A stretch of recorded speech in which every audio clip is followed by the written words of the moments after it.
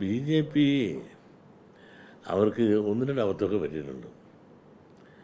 B J പിയിൽ ഇന്നത്തെ നേതൃത്വം മാന്യനായ ഒരു നേതൃത്വം, പക്വത വന്ന, വിനയമുള്ള, സാമ്പത്തിക ലാഭമൊന്നും നോക്കാതെ നിസ്വാർത്ഥ സേവനം നടത്തുന്ന ഒരാണ് രാജീവ് ചന്ദ്രശേഖർ. അദ്ദേഹം അവിടെ ശ്രീലേഖ ബൂസ്റ്റ് ചെയ്ത് കൊണ്ടുവന്നതിൽ ഒരു തെറ്റ് പറ്റിപ്പോയിട്ടുണ്ട്. ശ്രീലേഖ കൊണ്ടുവന്നതിന് തെറ്റില്ലായിരുന്നു, പക്ഷെ ശ്രീലേഖ കൊണ്ടുവന്നിട്ട് അവരെ ഒരു പാർട്ടിക്ക് അതീതമായിട്ട് താനെന്നൊരു ഭാഗം കുറേ കൂടുതലില്ലേ എന്ന് കാഴ്ചക്കാർക്കും നിങ്ങൾക്കെല്ലാം തോന്നാവുന്ന രീതിയിലുള്ള പ്രവർത്തനം. പ്രത്യേകിച്ചും ശ്രീലേഖ ആദ്യം കോർപ്പറേഷനിൽ നിൽക്കുമ്പോൾ അവരതിൽ അസംതൃപ്തി പിടിച്ചിട്ടുണ്ട്, മസിൽ പിടിക്കുകയും പിന്നെ ഞങ്ങൾ അസംബ്ലിക്ക് നിർത്തിക്കൊള്ളാം എന്നുള്ളൊരു വാക്കിൻ്റെ പുറത്ത് അടങ്ങി നിന്നാണ് കേൾവി. എന്തുമാകട്ടെ ഒരു അധികാരമോഹിയാണ് എന്നൊരു തോന്നലുണ്ടായില്ലേ? അതുമാത്രം ഒരു അധികപ്രസംഗിയാണെന്നും തോന്നിയില്ലേ? ഇപ്പോഴും ഡി ജി പി ആണെന്നുള്ള തോന്നൽ മനസ്സിൽ വെച്ചുകൊണ്ടിരിക്കുന്നത് ശരിയാണോ? ഒരു പാർട്ടി എന്ന് പറയുമ്പോൾ പാർട്ടിക്ക് അധീനമായല്ല, വിധേയമായിരിക്കണം. അവർ അവിടെ പ്രസംഗം നടത്തിയപ്പോൾ അദ്ദേഹത്തെ അവർ അഭിസംബോധന ചെയ്തില്ല എന്ന് പറഞ്ഞുകൊണ്ട് ഇറങ്ങിപ്പോയില്ലേ?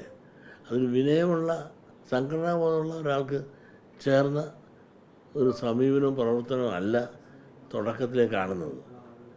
അത് വിലയിരുന്ന പാമ്പിനെടുത്ത് തോളയിലിട്ട പോലെയാണോ എന്ന് എനിക്കൊരു സംശയമുണ്ട്.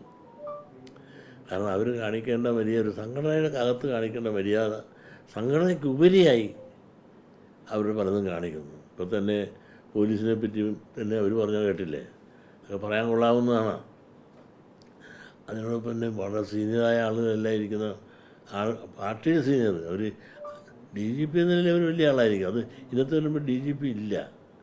ആ സീനിയർ ആൾ ഒരു മന്ത്രി പ്രസംഗിക്കുമ്പോൾ അവർ അഭിസംബോധന ചെയ്യുന്നു പറഞ്ഞ് ഇറങ്ങിപ്പോക്ക്.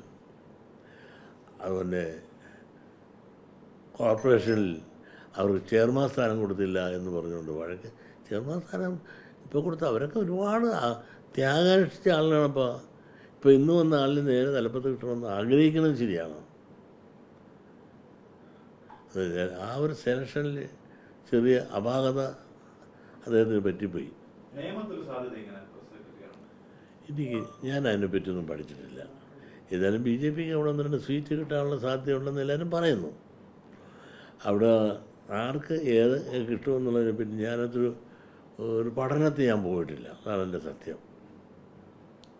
പറഞ്ഞില്ല ഇവിടെ ചാത്തന്നൂർ വരെ കിട്ടുമെന്ന് പറയുന്നില്ലേ? അതൊക്കെ നമുക്കെല്ലാം കാത്തിരുന്ന് കാണാം. 3 SNDPക്കാരാണ് മത്സരിക്കുന്നത്. ഏതായാലും ഒരു SNDPക്കാരൻ 3-ാം സ്ഥാനത്ത് പോകുമെന്നാണ് പലരും പറയുന്നത്. കോൺഗ്രസ്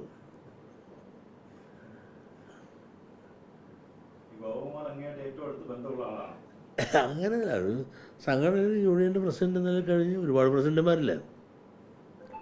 അത് ഒരാളെന്ന നിലയിൽ കഴിഞ്ഞിട്ട് വേറെ വലിയ ബന്ധമൊന്നുമില്ല. കാരണം വ്യക്തിപരമായിട്ട് അയാൾ ജയിക്കണമെന്ന് ഞാൻ ആഗ്രഹിക്കുന്നുവെന്ന് ചോദിച്ചാൽ അതൊന്നും എന്നെ ആ ചോദ്യം അപ്രസക്തമാണ്.